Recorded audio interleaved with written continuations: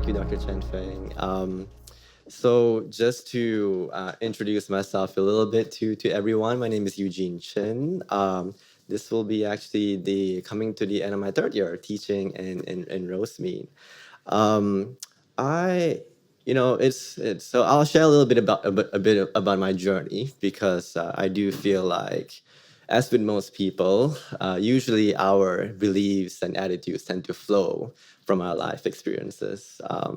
And so I actually grew up in Malaysia. I came to the United States as a global student when I was about 18 years old. This is back in 2007. Um, and so I've lived in, so I guess technically speaking, I would be considered a first generation immigrant. Since 2007, I've had the blessing to be able to live in different parts of the country. Between my wife and I, we've lived in Nebraska first, and then Mississippi, Connecticut, Missouri, and right now I'm in California. And we're blessed with two wonderful children as well. So in terms of national origin, I'm officially confused at this point. Am I Chinese Malaysian, or am I Asian, or am I Asian American? I'm a work in process in that regard. So that's in regards to generation. In terms of gender, I would say in my family, we can trace, if not a bent, but definitely a strong thread of patriarchal sort of beliefs and attitudes and practices. And because of that, I actually had, unfortunately, seen what happens when patriarchy kind of runs along unchecked and unnamed, and I've seen some of the destructive in even divisive types of impacts of that on my own family, and even in my church communities as well. So I really appreciate the evergreen pastors just to be able to reflect on that in their own journey.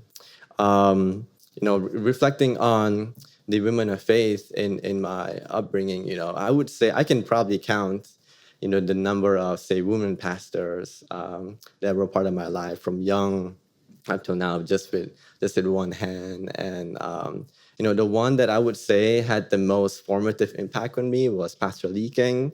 She was a woman pastor, and I still remember when I was what elementary age. In Malaysia, exams are a big deal. And so there's this huge exam that I was studying for, and I got all A's except for one, and I broke down. Like, it really was a soul crushing experience for me. Um, and Pastor Lee King, she came down to my level, and she just listened to me and just spoke to me when I needed that counseling, when I needed someone to understand where I was feeling. So I was really appreciative of the different stories that I was hearing too, of the different women of faith that were part of the lives of our evergreen pastors. Um, I'll just share a little bit about some things that maybe stood out to me from each of our panelists over here, and I'll try to sum things up so that we can have our lunch soon. In no particular order, just because I was kind of typing furiously on my notes. Oh my goodness, what are they saying? Pastor Shirley, it's just so cool to see how you've created this space, just kind of recognizing that every generation sort of has their own unique struggles that is worth paying attention to.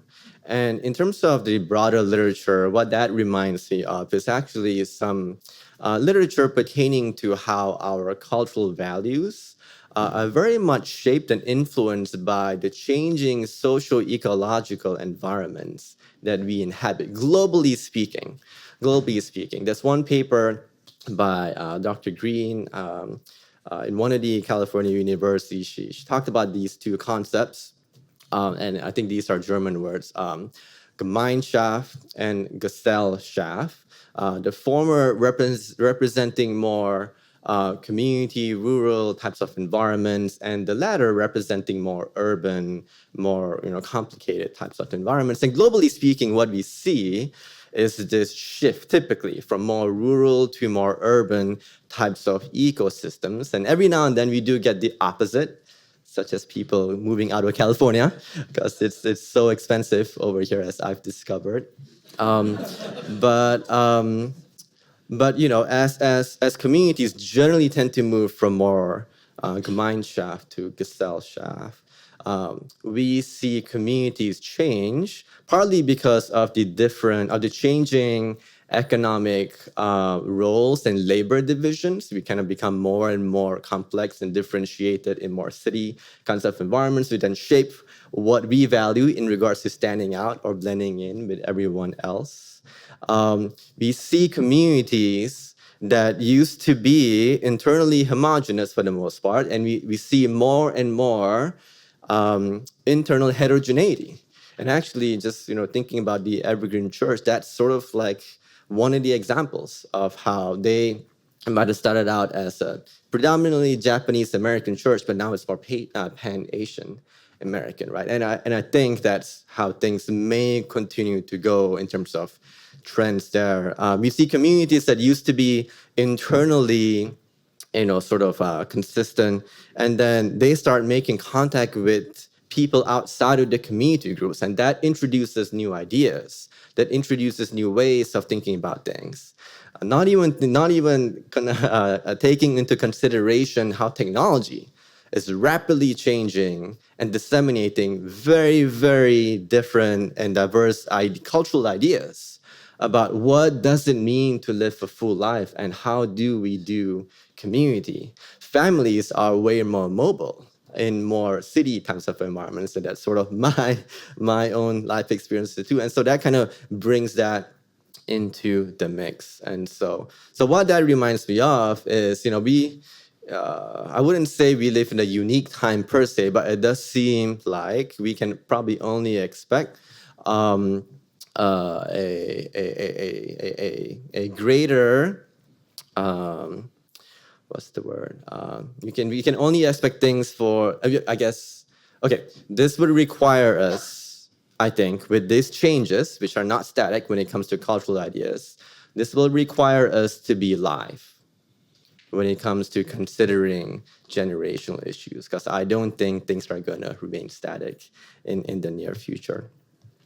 Pastor Jonathan, there was a part in there where you're referring to how, you know, I think it was a conversation with a family member that reminded you that there were certain perhaps obligations as being the oldest son to the oldest son, and I think that kind of resonates with my own experience as well. I'm not the I'm not the oldest sibling, but I am the oldest son in my family, and I've had enough of conversations and just firsthand experiences, seeing how there's just different levels of autonomy, different levels of expectations, different levels of attention that's given between me and my siblings.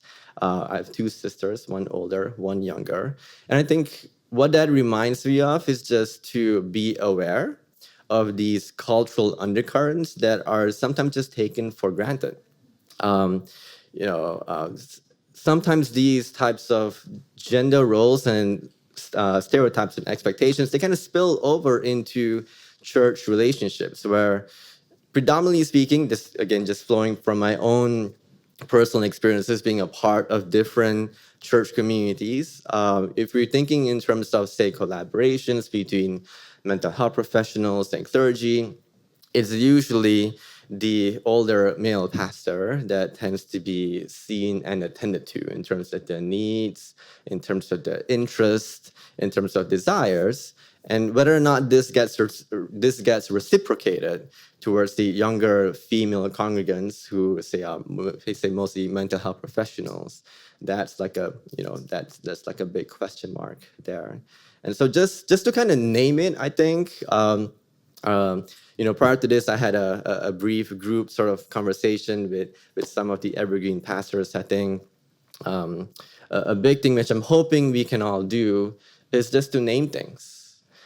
Because if we're not able to name them, it's easy for these implicit expectations and exemplars to just kind of take over. And I think it's not so much that we want to tell people how they should do communities, because I do think every community needs to figure that out on their own. But I think it's to empower you to be aware of these broader social discourses, and to really pay close attention towards the individual life stories and the ways in which each and every person in your church communities are navigating their own social identities. And even if you don't agree with their conclusions, hopefully you will be able to complexly imagine and consider what types of life experiences may have afforded them, may have led them to the conclusions that they have arrived at. So we don't have to agree with everything, but we can at least appreciate the complexity, the complex origins of our respective life stories, and how that really informs our values and beliefs. I'm trying to be mindful of time over here. There's just so much more, so much more. If I could mention Pastor January, oh gosh, so many things in there. That was just so amazing and beautiful to just hear about what you're doing in that church. I wish my sister could be here.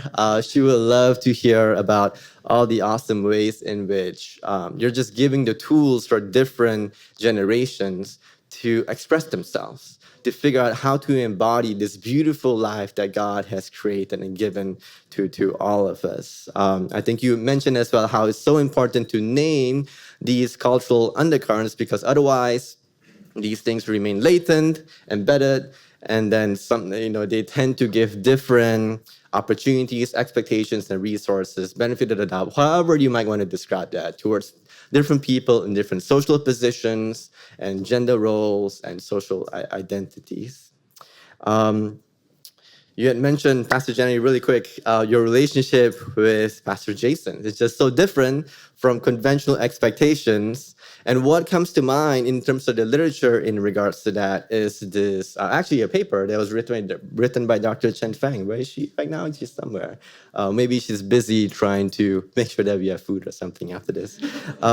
She wrote this amazing paper that I think is coming from social, emotional, relationship therapy.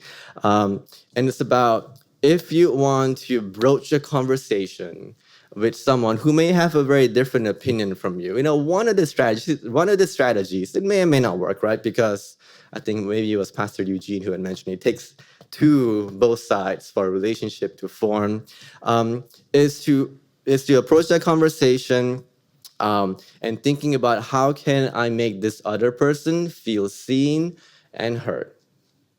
Because I think sometimes in different communities, especially if you yourself find yourself in a position of authority for an extended period of time, it's very normal, it's very natural for us to forget what it may feel like to be unseen and unheard. And to consider in your communities, what are those social markers that tend to make some people in the congregation more invisible? And what can you do to elevate them, to give them choice, to let them know that you truly want their ideas to feed into the community that you're building, and to empower them to take ownership of this community that you're building. So all that to say, I wish I could say more, but this is just such an amazing demonstration of humility and courage as well. Just to talk about how these pastors have navigated their own personal journeys in regards to the changing social environments that they've encountered over time, and how we can hopefully better approach each other when it comes to issues of gender and generation. All right, so that's all I have for you all. Thank you so much for listening.